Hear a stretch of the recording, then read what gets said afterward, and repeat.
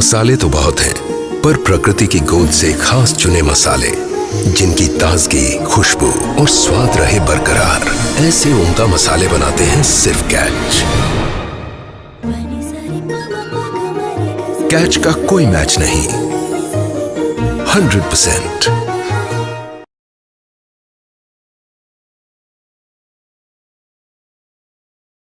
Hello and welcome to another jam-packed day at the Times Literature Festival 2021.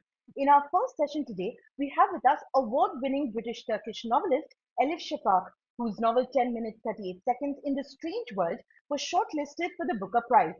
Her widely acclaimed work, The 40 Rules of Love, was chosen by the BBC as one of the 100 novels that shaped our world. Today, she will be in conversation with Vinita Dauranangia, author, columnist, and the director of the Times Literature Festival, where she will discuss and delve into her latest novel, The Island of Missing Trees, a rich, magical tale of belonging, identity, love, trauma, nature, and renewal.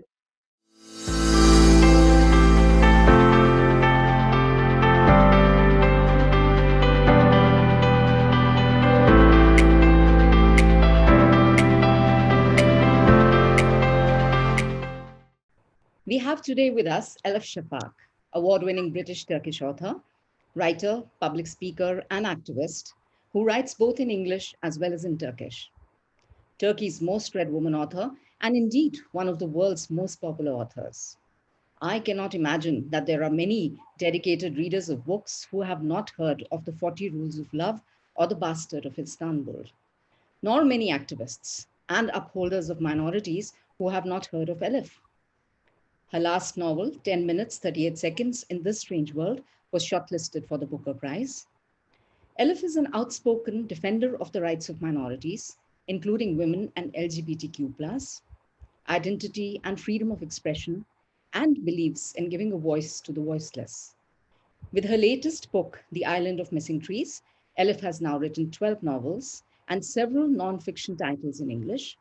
Her works have been translated into 50 languages. Elif Shafak, welcome to the Times Literature Festival. What a pleasure to have you here with us. It's such a pleasure for me. Thank you so much. Thank you. Elif, you grew up in a not so stable family environment, as you have said often. Born in France, Elif grew up in Turkey and moved to England more than a decade ago. You have said, Elif, that all through your life you felt like an insider-outsider, somebody on the periphery, somewhere on the threshold, which you have said is a good place for art, but a very lonely place for the artist. Is that what led you to your calling as an outspoken defender of the rights of minorities, your constant fight for the rights of those who inhabit the peripheries and edges of society? I really appreciate your words. I think it did shape me deeply, and my writing as well. The fact that I did not grow up in a stable family environment, the fact that I experienced displacement, migrations at a young age, from a young age onwards, but also I think the fact that I was raised by two women, by a single mother, single working mother, and a grandmother who tried to help her and who did enormously. All of that left a big, big impact on me. In Ankara, we lived in a very conservative, very patriarchal, inward looking neighborhood. And I felt like we didn't belong. I didn't quite belong. I also thought life was very boring, to be honest. Mm-hmm. And books became, in a way, my savior. You know, they helped me to discover other possibilities, to discover storylands, which to me was much more colorful, was much more real than the so-called real world. So books kept me sane. And I think all of those journeys have somehow seeped into my writing. Do you think that it is left to a few of us to take up the burdens of the multitudes? I mean, I just wonder often, about an activist such as yourself who puts herself in the path of danger so often. And it's a selfless life and it's totally selfless work. What made you take to it? You know, I have so much respect for activists, for human rights activists, for women's rights activists. So I always feel slightly uncomfortable because compared to what they're doing, what I'm doing, I always, feel is much more limited. But as a writer, I also believe that through words, both the written word and the spoken word, we can heal. Words can make a difference. Words can hurt, but words can heal as well. Stories matter. So all I'm saying is I have a lot of respect for people who do amazing groundwork, especially in places of conflict, trying to help minorities, trying to help the vulnerable. What I am trying to do is to try to give more voice to them. So rather than paying more attention to the center, I want to focus on the periphery, as you said. I want to focus on people who are disempowered, pushed to the edge of the society, marginalized, people whose voices have been systematically erased. Can we make them more visible? Can we make their voices more heard? Can we bring the periphery to the center and empower the disempowered? But can we also rehumanize people who have been dehumanized? And I think in that regard, literature is very powerful, and literature swims against the current in a way. That part of literature has a rebellious nature, which is very close to my heart. We will come to that in a short while. I would like to ask you how literature helps. But before that, do you think it is the destiny of some countries and the destiny of some people to have more than their share of troubles? What a beautiful question. Tough question as well, because it feels that way, doesn't it? It I mean, does.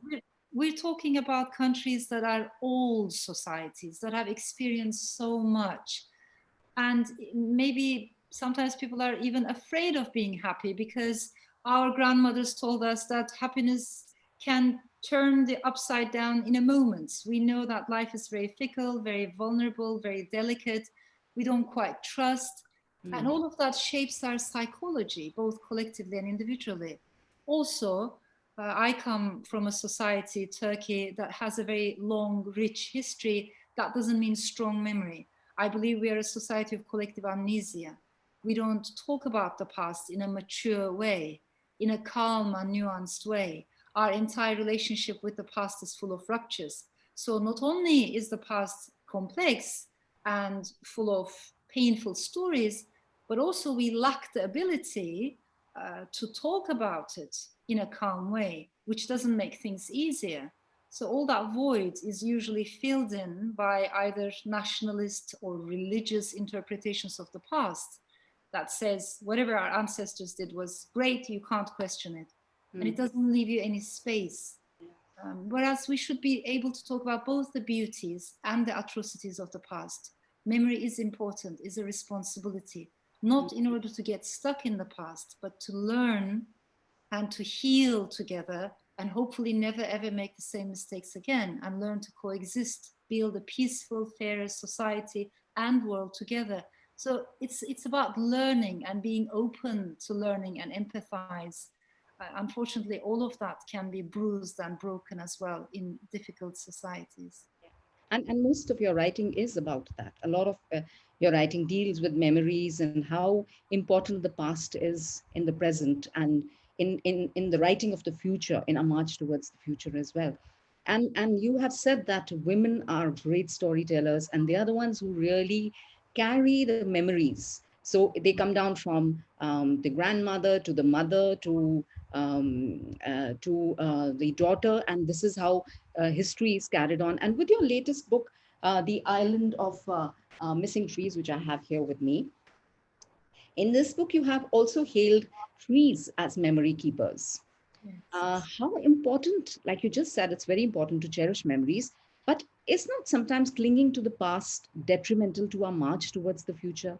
Where does one draw that balance between forgetting and remembering? There are some things which are best forgotten. I think you're so right in the sense that too much memory can also be debilitating. It can make us angry, resentful, trapped in a single mindset. So I agree, we do need a healthy dose of remembering and forgetting. But in order to be able to ask people to forget, first we have the responsibility to remember, because otherwise it feels like adding insult to the injury. So to be able to talk about the past and then understand the complexity of emotions, empathize with the hurt, but then try to move forward, to me, seems healthier. And I also agree with what you said. Women are the bearers of memory. They are the carriers of memory from one generation to the next, sometimes through stories, but also sometimes through food. Food can be a language as well. So the unspoken is also very important. We always talk about family stories, but about family silences. They do shape us as well. In Yes. this book, I explore inherited pain, intergenerational memories, and traumas. And to me, it's very interesting to see how the first generation, the elderly, are the ones who have experienced the biggest traumas, but they don't have a language to talk about them. The second generation, especially if there has been a migration or displacement, the second generation does not want to talk about the past because they have to build a new life. They have to find their feet, they need to be forward looking. They don't have time, or they don't want to go through that emotional, maybe traumatic experience of looking backwards. It is the third generation or the fourth generation, sometimes the youngest in the families, who are very eager to dig into the memories of their ancestors, into their family trees and family histories, who are asking the biggest and sharpest questions about identity. And when we talk about identity, we need to talk about roots. What does it mean like? What does it mean to be uprooted, derooted, deracinated almost? So looking at trees gave me a longer perspective, and it also gave me a chance to talk about inherited pain, because trees have inherited pain as well. Mm. Trees that come from have descended from trees that have experienced some kind of trauma respond differently to new traumas. There's an amazing, remarkable body of scientific work that even talks about optimism and pessimism in trees. And I Right. want to be able to say very briefly that whenever there has been ethnic violence, civil war, it's not only human lives that have been destroyed, but also entire ecosystem, you know. Yeah, and you see a lot of that in this book where you where you tell part of the story through a fig tree. A fig tree is telling the story. Um, uh, sorry, huge parts of it. And what coming back to the past memories and all, what really intrigues me is your character Ada. Is that how it's pronounced, Ada? So Mhm. Ada, in this book, she feels a pain that she has not really ever experienced, like in the sense that so many times she says in the past she has suspected that she carried within herself a sadness that was not quite her own, as she says. Going back to your book, 10 minutes, 38 seconds in the strange world, Tequila Laila also recalls things in her last moments, which she says she did not even know she was capable of remembering, things she believed she had lost forever. And coming back to my favorite, 40 Rules of Love, there's a chapter in there where Kera Rumi's wife, so beautifully you put it, you say, she, a wound that I didn't even know I had began to bleed. It is so beautiful, a line that has stayed with me for a long, long time. A wound that I did not even know I had began to bleed. So these past memories, can they be inherited? Can they be, even if you've not experienced them or known those experiences, can you still feel the pain down generations?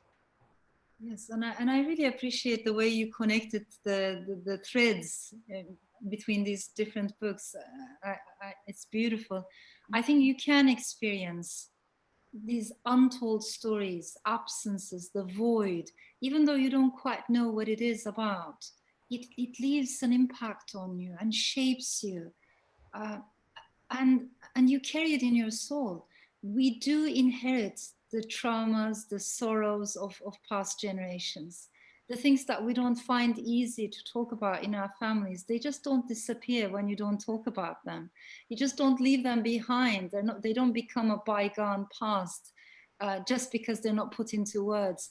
They continue to breathe within this present moment, but in a very subtle way, in a much more indirect way, which can make life actually more difficult. Because if we are able to talk about them and face them and come to grips with the complexities of the past, then we can move on. But unless we do that, the pain continues to accumulate. In the case of Ada, I honestly think it's very difficult to be a young person in today's world.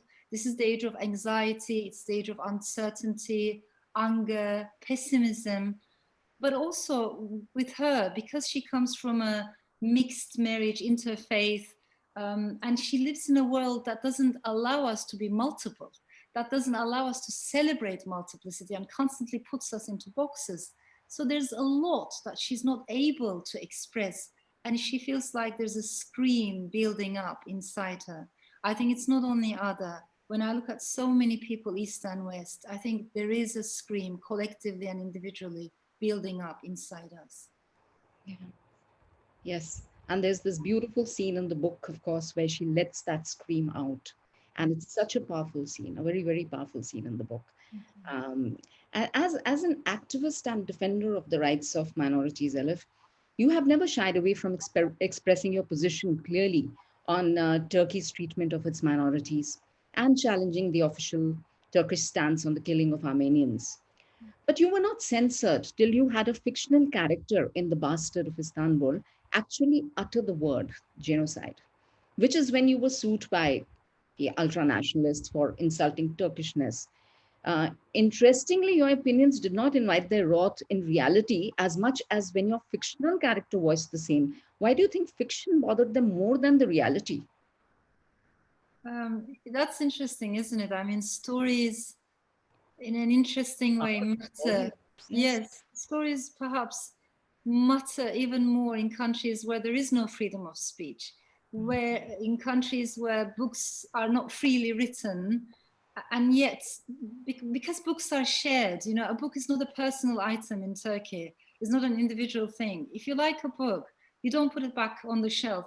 You pass it on, you give it to your best friend, and your best friend gives it to her aunt, and the aunt reads it. And if the aunt likes it, she gives it to her neighbor.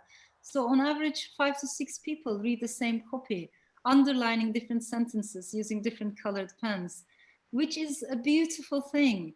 It's a wonderful thing. But at the same time, of course, literature, art, stories always have disturbed authoritarian mindset, and they always wanted to control that. In the case of The Bastard of Istanbul, it was really very surreal because we have this article in the Turkish constitution, Article 301, that protects Turkishness against insults, but nobody knows what that means. And this article has been misinterpreted, interpreted in every which way, used against scholars, journalists in particular, historians, but never before against a fiction writer until The Bastard of Istanbul was published. And when they accused me of insulting Turkishness, the book was put on trial, as a result of which my Turkish lawyer had to defend my Armenian fictional characters in the courtroom. And that madness went on for about a year, with ultranationalist groups spitting at my pictures, burning EU flags outside, at the end of which I was acquitted. But even then, I had to live with a bodyguard for a year and a half for writing a novel, you know? So it's quite surreal. I wish I could say, fast forward, we have made progress, and Turkey is now an easier place, a better place for arts and literature. But I'm afraid it's quite the opposite. We have been declining, going backwards even further, and tumbling into more ultranationalism, more extreme religiosity, and more authoritarianism. When that happens, sexism also increases, misogyny also increases. So it has become a difficult climate for authors, even more so. And you left your country after that, and you've not really gone back, have you ever? Do you miss not being able to go back home? I do miss Istanbul so much, and I think it's very visible in my writing. We carry our motherlands with us, don't we? And if the fact that we're not there physically doesn't mean the places where we are from aren't with us emotionally. It's always in my soul, and sometimes the smell of roasted chestnuts, the smell of sesame bagels, something seemingly small triggers all those emotions. Now, that said, I also believe in multiple belongings. I think as human beings, we all have contained multitudes, like Walt Whitman used to say. So there's a part of me that also very feels attached to London, to the UK. I do see myself as a, you know, as European, also as from the Middle East. I carry so many elements in my soul from the Middle East. I feel attached to the Balkans, but I also see myself as a citizen of the world, as a citizen of humanity. And that doesn't mean you don't belong anywhere. It doesn't mean you're floating in the air aimlessly. It means you have local, regional, international, and global attachments and multiple belongings. And so beautiful and so true of so many of us, really. Very, Yes. very beautifully put. We are of course all living in times of turbulence and great anxiety, and this has been exacerbated by the pandemic, amongst other things. At such a time, do you feel that writers, academicians, artists have an added responsibility? What is the role of literature, of reading, in helping transform mindsets, bring to the fore your important peripheral issues as you do? How can do you feel that fiction can help change the world? I honestly believe fiction can help us understand each other better. And empathy today is a scarce value, isn't it? It's very rarely found. Fiction does nurture empathy. It does rehumanize people who have been dehumanized, but it also helps us to slow down because we're constantly rushing. It's an age of speedy information. I do make a distinction between information, knowledge, and wisdom. I think we're living in an age in which we're bombarded with information, but in which we have very little knowledge and even less wisdom. So, can we change that ratio? Can we please deal with less information because we're not really processing it, but immerse ourselves in more knowledge and hopefully ultimately aim for wisdom? So, what fiction does is ask us to focus on knowledge and wisdom, to go into an inner garden. I also think if you happen to be a storyteller from a wounded democracy like Turkey, like Brazil, the list is so long now. You don't have the luxury of being apolitical or non-political. You don't have the luxury of saying, I don't want to talk about what's happening outside the window when so much is happening outside the window. Also, I am a feminist. And one of the many wonderful things that I've learned from feminist movements of past generations is that politics is not necessarily political about political parties or what the prime minister said. It's more than that. You know, wherever there's power, there is politics. The personal is also political. So you might be writing about gender and sexuality. That too can be quite political. And in that regard, I think writers need to become more engaged, more involved. It doesn't mean you have to write political novels, but to speak up about core issues like democracy, like minority rights, like women's rights, rule of law, you know, on these issues, or to stand up against racism, sexism, homophobia, any ideology that divides humanity into boxes and makes us believe that one box is superior to other is wrong, and we need to be openly critical of that. Wonderfully put. And writing as engaging as yours does help people to connect, to be able to relate to the characters. Sitting here in India, reading your books, I can feel for your characters, and there are so many similarities, and yet there are differences, and yet fundamentally you realize that we all go through the same issues, we deal with the same issues. Like in your book, at one point you say that everyone has pain. That in this book, the island of missing trees, you say that everyone has pain. The only difference is some people express that pain and others cannot do so anymore. And I really loved that sentence and that feeling. When you talk about citizens, you talk about writers being responsible and getting more engaged in issues when they write. You have also spoken about how readers must become more engaged, and about the importance of involved citizens in becoming, so that citizens should be aware of the danger of losing our democratic institutions. And you said that there must be more involvement. I'd like to know from you that what kind of involvement can citizens possibly have to ensure that our democratic institutions are not harmed? Mhm, mhm. You know, one of the things that we experience today is an increasing amount of apathy or numbness because when so much is happening, a fatigue kicks in. We become tired. You know, there's Afghanistan, heartbreaking stories, there's Syria, refugee crisis, climate crisis, our only home is burning. The list is so long, and suddenly people feel like, what can I do? It's very sad, but I can't do anything about it. Climate crisis is so big. I am so small as an individual. What can I do? And that is very, very dangerous. That sense of helplessness, that sense of numbness that comes along with it, and the indifference that it causes in the long run, I think is the biggest threat to humanity right now. If I stop caring about your pain, if you stop caring about my pain, right? The moment we just become desensitized, disconnected, I think then the world will be a much, much darker place. As citizens, there's so much we can do. We need to connect. This is the right moment for global solidarity, for global sisterhood, learning to listen to each other, being open to learning from each other is incredibly precious. We need to become better listeners. It is so tragic and ironic as well that in an age in which we were promised everyone was going to have an equal voice thanks to the spread of digital technologies, so many people across the world, East and West, feel voiceless.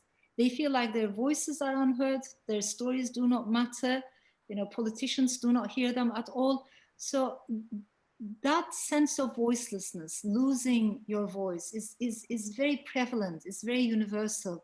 And it makes a difference when you listen to someone, when you try to empower people who are disempowered. There are major inequalities in the world we are living in right now.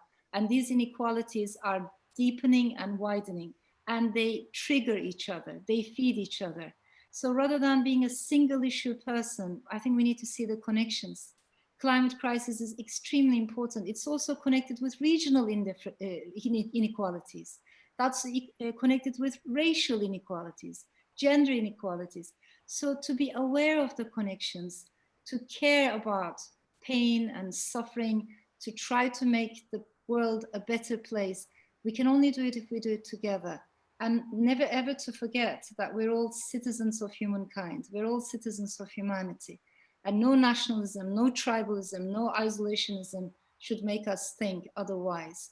There's a lot we can learn from each other. And I think women can make a big, big difference in changing the narrative. Absolutely, yes. You like on the one side, like you say, there is the problem of silence, of not too many people speaking up. On the other side, of course, there's that huge noise that we hear on social media all the time. That huge noise, that huge the messages that people seek to put into people's minds, and that entire collectivist identity. How do we discover our individual selves and our individual voices through literature? Mhm. How can that happen? I think this is so important because we don't realize that if we are surrounded with people who are very much alike, actually there's a sameness, there's a repetition to that life. If all my friends think like me, vote like me, speak like me, dress like me, it means I'm surrounded by my mirror image and the echoes of my own voice. Echoes are repetitive. We don't learn anything from echoes. We learn from differences. And cosmopolitan encounters are precious. Diversity is precious. So that's one thing. But also, if I may give you an example, in Turkey, I have many readers actually who come from quite conservative backgrounds, and some of them can be very xenophobic or can be very judgmental towards minorities. If you ask their opinions about Armenians, Greeks, Jews, Kurds, Alevis, because these are the main minorities in Turkey, they will tell you all kinds of stereotypes because this is what they heard from their own friends, Yes. from their own family, energy is contagious Mm. and we are affected by what is said around us. But the same people come to me and they say, I read your book and I love this character the best. And maybe the character that they're pointing out to is Armenian or Greek or Jewish or Kurdish. So So I they always relate. They can. they relate, they Yeah. identify, and they get upset at me if that character suffers, or doesn't have a happier ending. So I've always wondered, how does that happen? And I think it's not a coincidence. You mentioned this collective identity, collectivistic mentality that unfortunately builds authoritarian mindset in the long run too. When we read a novel, we become an individual. We retreat into our inner garden, and then we become relatively more ready to connect with the other. And then you realize, actually, the other is my brother, the other is my sister. I am the other. I'm not that different than the other. So I'm not talking about a selfish individuality, but the kind of individuality that allows you to connect with the rest of humanity is what novels nurture. Perhaps, Elif, with your own self also, because your own self may be somebody very different from what you are or who you are when you are with a group, like a mob mentality. You do things in a mob as part of a mob which you wouldn't ever dream of allowing yourself to do as an individual. That is so true. And that's also why social media has become so dangerous, Yes. because people say things in a tone that they would never or rarely use in their daily life if they were looking at that person eye to eye, human to human. But we forget that human connection. We become part of a mob. And that is a very dangerous thing. So we need to be aware of this misinformation, slander, and hate speech that unfortunately is very prevalent all across social media. We just keep feeding our echo chambers and just keep on doing what everybody else is doing. And very few of us, like you, will stand up and raise a voice and actually get down to, you've given your entire lifetime to this. That is what is so amazing and so, I mean, I respect that a lot. It means a lot to me. I really appreciate you saying that. Thank you. Elif, you have been known to say that you have always admired the writings of survivors, the writings of people who survived Holocausts and atrocities. Then you said they interest you a lot because these writings ask the questions like, how can human beings be so cruel to each other? Do these writings or your work otherwise, has it given you an answer to that question? How can human beings be so cruel to each other? Yes, yes, it's an important question that we should never stop asking, and we also need to understand that unfortunately it's very relevant to the age we're living in. All these divisions, antagonisms, how violence can flare up so easily, how neighbor can turn against neighbor. It's just heartbreaking. On the 6th and 7th of September recently, it was the anniversary of this mob. One of the saddest chapters in Turkish history was when mobs destroyed the property of Christian, Jewish merchants, or they attacked the families, for instance, on the 6th and 7th of September. And I was just thinking about this the other day. There is the I was looking at the memoirs, the memories of one of the survivors, and he was saying, what really hurt me was not seeing my entire store being destroyed. What really hurt me was the first stone that came from my neighbor, because every morning he and I, we used to play backgammon in the mornings. We were friends, we were neighbors, and then he was the first one to take the stone and hurl it at my window. How does that happen? How do we turn against each other and decide that, oh, he's Christian, I am, or he's Muslim, or he's this, or he's that? Why do we do that? So we need to be aware of that side of humanity. But what the survivors are telling us, I think is very important. They're saying it's not because human beings are evil by nature. There are some evil people, but their numbers are very small. Most of the people, however, just go along with the flow. If your friend is throwing a stone, why not? You pick up a stone and you start throwing one too. So that mob mentality, going along with the flow, forgetting your individuality, forgetting your own heart and your own humanity is the most dangerous thing. That's why I think the survivors are warning us against the dangers of numbness, indifference, not caring, and just blending in. That's the most dangerous thing. So we have to be aware and alert and conscious of our actions and our words. Very important. Yeah. So when we sit at home and think that I'm not bad because I'm not participating in all that's bad, actually I'm bad because I am not standing up and speaking up against what is bad. That's what you're saying. Yes. That is so true. And I think there is a way in which we can all be more involved and engaged, whether we are bakers, designers, dentists, poets. So we shouldn't think that, well, I don't do politics. I'm not talking about party politics. I'm not talking about partisan politics. I'm just talking about being engaged in the civic discourse, in our own democracies. And we really, really need more women, and we really need more minorities in that public space.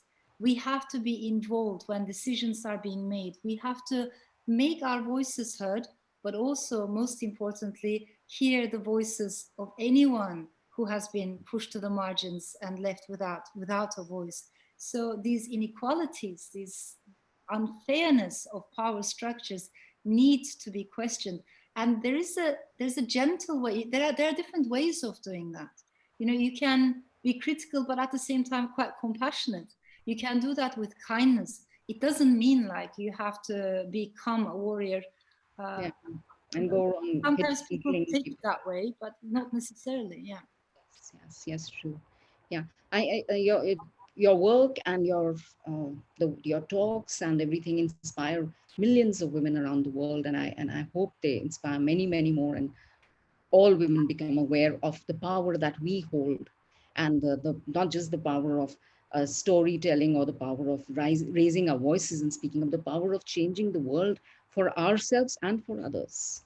I, Really, I so agree. And I think, like you, I believe women need to be more aware of what is at stake. Because when societies go backwards and when democracy is shattered, when the respect for diversity is gone, the first rights that will be curbed and curtailed will be women's rights. Women have much more to lose. So we need to become more passionate defenders of democracy and diversity and pluralism, in my opinion. yeah. In a recent interaction here itself at the Times Literature Festival, I was talking to Salman Rushdie, and he spoke of the relationship between fiction and truth. Normally, people believe that fiction is made up, so how can it be true? And he said that a writer has a responsibility towards the truth because fiction is the opposite of a lie, because the purpose of literature is truth. So we all reveal ourselves as what human beings really are, and that is the truth. In this era of post truth and alternative facts, a time when truth is often stranger than fiction, how do you think fiction can help defend the truth? You know, sometimes when I hear readers, and it's usually male readers who do this, they say, with good intentions, they say, I read politics and I read finance and, history because technology, I read about neuroscience because so much is happening in the world. I want to understand where the world is going to. I don't have time for fiction. My wife reads fiction. Uh-huh. When I hear that, it really makes me sad. Inside fiction, there is everything.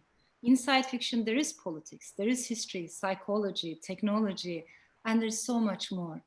But I think more essentially, I don't know a single human being, whatever we do in life, whether we are technocrats or artists, I don't know a single human being who doesn't need emotional intelligence. We all need emotional intelligence. There are different ways of intelligence. We all need to connect with our own emotions and we all need empathy. So, fiction brings you to truth through these very interesting valleys and rivers of emotional intelligence and empathy and allows you to have cognitive flexibility, to put yourself in the shoes of another person, to become someone else for a few hours or for a few days.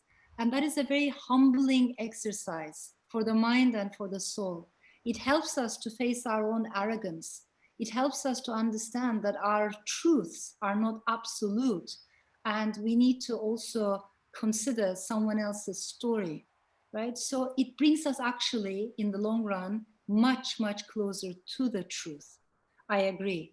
And we need fiction to nurture the soul. I think it's much better if we can read both fiction and nonfiction across the board. But I'm always amazed when people think, fiction has nothing to do with the realities of the world. I would say quite the opposite. If coming back to again the island of missing trees, I believe it was very emotionally difficult for you to write the book. Can you tell us why? It was emotionally difficult. I've been wanting to write about Cyprus for a very long time, but it's not an easy story to tell. And we're talking about a place that is still divided. There's a partition line guarded by UN troops. It is the last divided capital in Europe, and it has a very complex history. Also, it's a place where there are clashing memories. So, in the northern part, the northern side of the division, you have Muslims, Turks. In the southern part, you have Greeks, Christians. It divides ethnicity, it divides religions, And it has been a very, very painful experience. Many people have suffered, many families have suffered. There's no doubt that we're talking about a beautiful place, but also painful memories. And how do you approach, how do you tell the story of a divided land without yourself falling into the trap of nationalism, without yourself falling into the trap of more tribalism? I couldn't find that angle for a very long time. Only when I found the fig tree or the voice of the fig tree, I felt the courage, if I may put it this way, to delve into the story. Very, very interesting to hear you say that you found it difficult to delve into something that was so emotionally charged, because one thinks of you as charging right in the middle of places where angels would fear to tread, jumping in there and picking up the cudgels and fighting on behalf of the less privileged. So, but I do understand that, like you said, all of us need to have emotional intelligence, and to be able to understand where to draw the line is part of being emotionally intelligent. And Mhm. that balance and checks is so important to life. Mhm. Um, as a feminist, and as an activist for LGBTQ communities, what are the challenges that we face today? Do you think things are better, much better today than they were, say, some decades ago, or are they in fact worse? Mhm. I wish I could say that things are much better and very solid, but that's not my feeling. And I remember many years ago when I used to live in Istanbul, an American scholar said to me that it was very understandable for me to be a feminist because after all I was living in Turkey. And the way she said it, it sounded like she didn't have to be a feminist because she lived in America and America was beyond these concerns. Now, fast forward in the year 2021, we have seen that actually that is not the case. There's no such thing as solid countries of the West and liquid countries of the East. We're all, as we said, we're all living in liquid times, which means things can change. And even the most basic rights can be taken away. You know, we can't take these things for granted. We need to understand that democracy is a much more delicate ecosystem of checks and balances. It is an ecosystem and therefore it needs to be nurtured and nourished, and we need to participate. So we should be worried about the future of women's rights and particularly LGBTQ plus rights as well, because minority rights are under attack everywhere. We have seen even in Europe where people thought they would never see these things anymore. In Poland, there has been recently LGBT free zones. What does that mean? So if you happen to be gay or bisexual or transgender, you can't enter those towns? What kind of discrimination is that? In America, as we're speaking, in some states, they have approved an extreme form of abortion ban, which is going to change the lives of so many women. There's no such thing actually as an abortion ban. There's such a thing as a ban on legal abortion, because people will try to find a solution if they are so helpless, if they are so hopeless.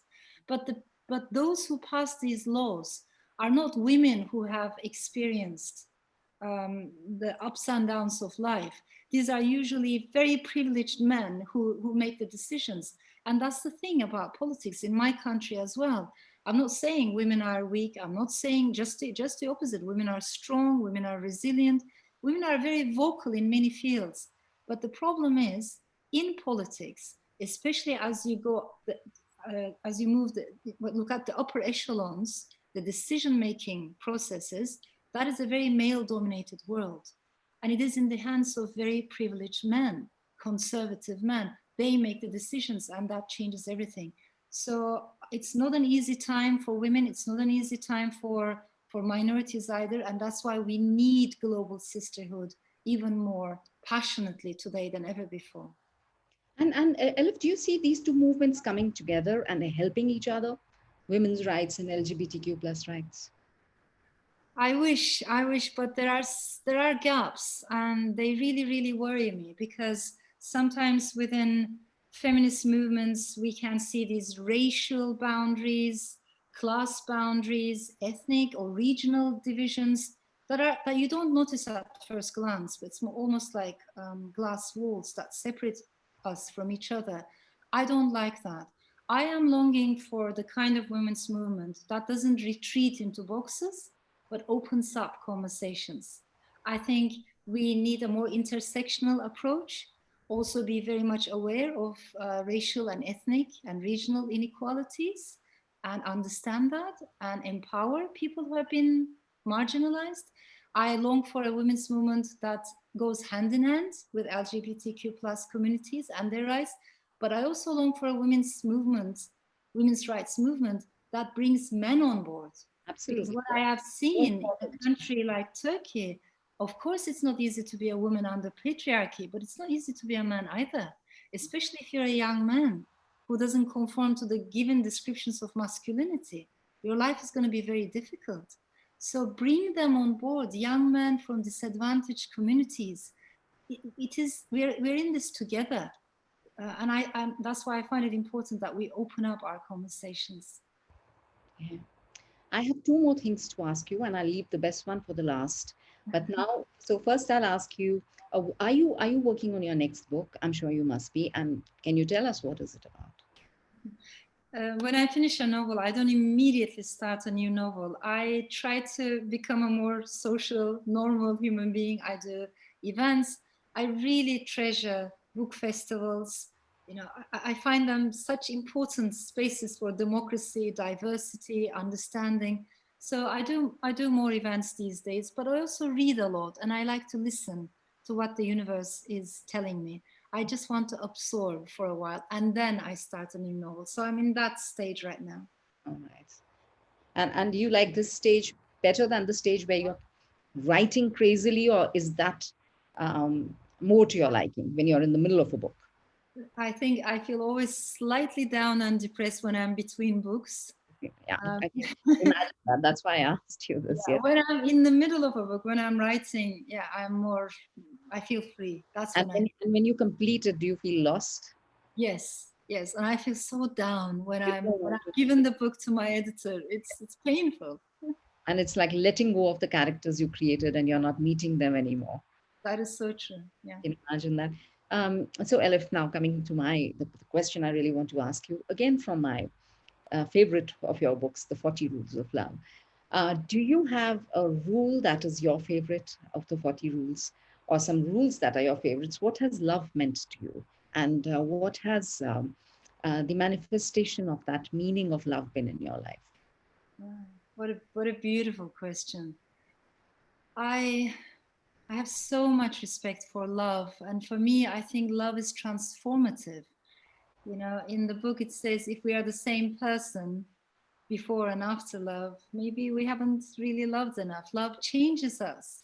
So to think of our partner as someone who belongs to us, as if we possess them, as if, you know, they have to do exactly what we want, that kind of possessiveness is the antithesis of love. You have to respect, there has to be freedom, there has to be equality, and there has to be room for change in love. So all I'm saying is, in my opinion, love is very fluid. It needs to flow, it can't be trapped into boxes. I also have a lot of respect for people who might come from different backgrounds and yet who love despite the odds, despite the hostilities, the language of hatred, and people have been doing so. So there is something about love that indeed is much, much stronger than hatred and all kinds of hate speech. And that's the energy of love, the transformative energy of love that I treasure and respect so much. In my life, I've like many of us, I've experienced love and heartbreak, and I'm not saying it's easy. I think there are all these ups and downs. But what I have learned is that love needs freedom to flourish. So beautiful, very beautifully said. And of course, one finds traces of what your belief and thoughts on love are throughout your books, and even in The Island of Missing Trees. And I wish a lot of people buy this book and read it, not just um, because the publishers or you want them to buy and read it, but because I truly believe reading books like this are transformational, and they really make you question yourself. They make you question yourself and your world and they make you go look beyond those barriers at the rest of the world and awaken your spirit. Thank you so much for writing lovely books, Elif, and for this wonderful chat. Truly appreciate it. I am so grateful for this wonderful conversation. It was so inspiring for me. I'm very thankful. Thank you. Thank you so much, Elif.